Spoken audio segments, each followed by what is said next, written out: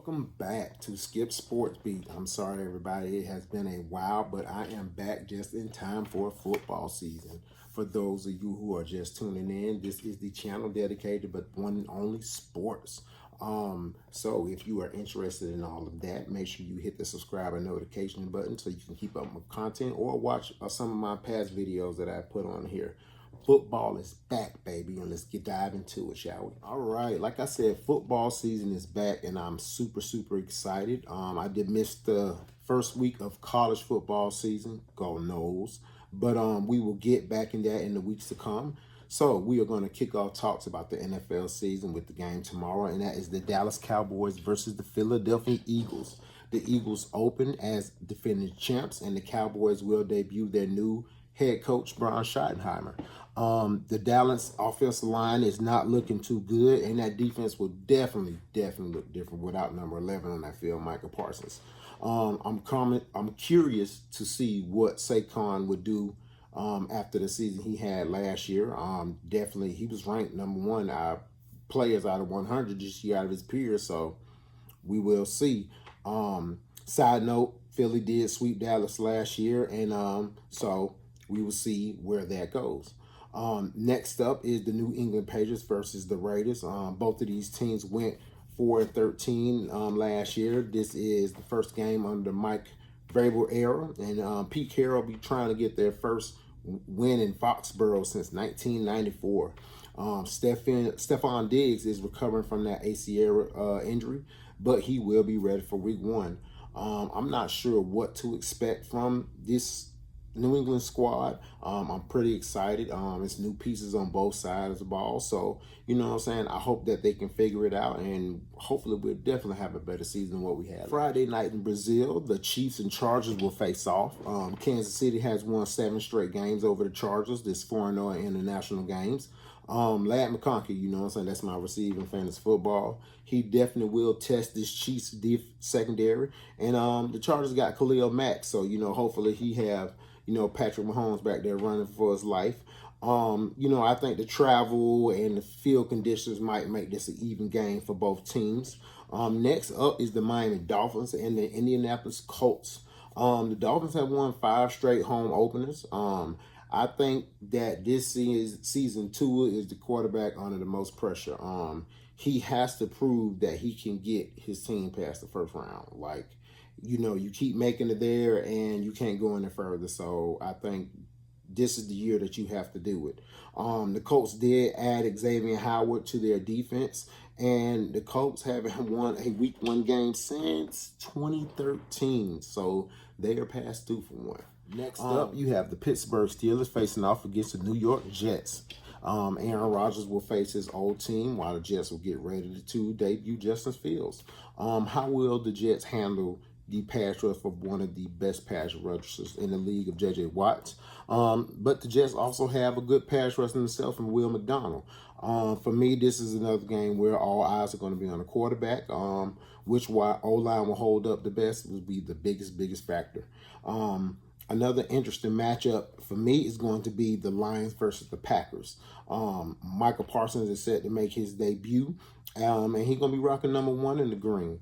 The Lions have won their last 3 trips to Green Bay and swept the series. Detroit lost both of their coordinators, so that would be a very big difference. And they're going to have to adjust to that, and let's see how long it's going to take for them to adjust. Even with Green Bay adding Michael Parsons, I still think that Detroit is going to win this game. So we'll just see what happens at the end of this one. Another game that I like to talk about would be the Houston Texans versus the Los Angeles Rams. I feel like all eyes will be on Matt Stafford. Can he stay healthy? Because the Texas defensive line is tough. I would be scared if I knew Will Anderson and Danielle Hunter was coming at me. Houston has a new online, so this will be a new test. CJ Stroud did have a little bit of a sophomore slump, if you will, last year. You know, Joe Mixon is out, so which running back will step up, you know? I think both teams have good wide receiver duos, the Rams with Devontae Adams and Puka, and Texans with Nico and Dale. So it should be a fun game. Probably the biggest opening week matchup for me is the Baltimore Ravens and the Buffalo Bills. This isn't just any regular season game. This is the matchup of the AFC divisional round last year, and I know Baltimore is looking for revenge.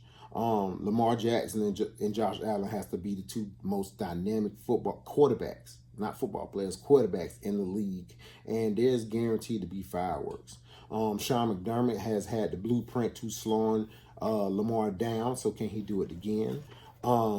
Both teams both having good running backs. Derrick Henry, everybody know what he can do, and James Cooks is slowly developing to one of those best all-purpose running backs in the league.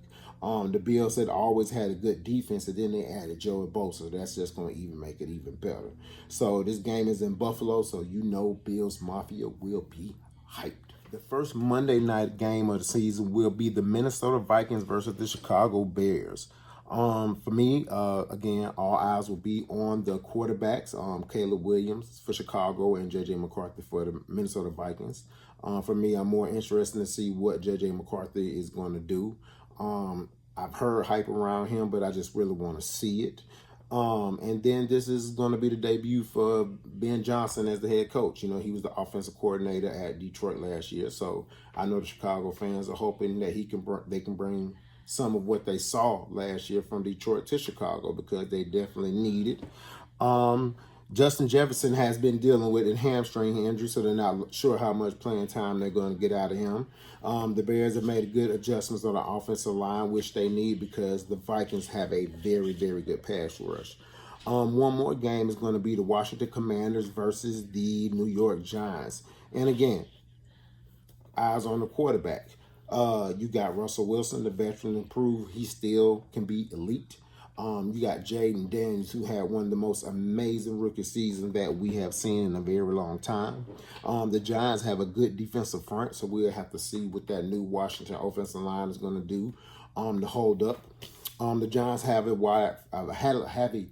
talented wide receiver duo, but how long will it take these guys to kind of mesh together and, you know what I'm saying, get that chemistry? The Commanders have Terry McLaurin and Adebo Samuel, so you know Jaden Daniels definitely got some toys to play with, so definitely be a test for both teams, and I feel like the team who protects the quarterback the best will win this game. And on a short note, other games to look out, you have the Panthers versus the Jaguars, the Tampa Bay Buccaneers versus the Texans, the 49ers versus the Seahawks, the Titans versus the Broncos, and the Bengals versus the Browns. I would like to thank you all for watching.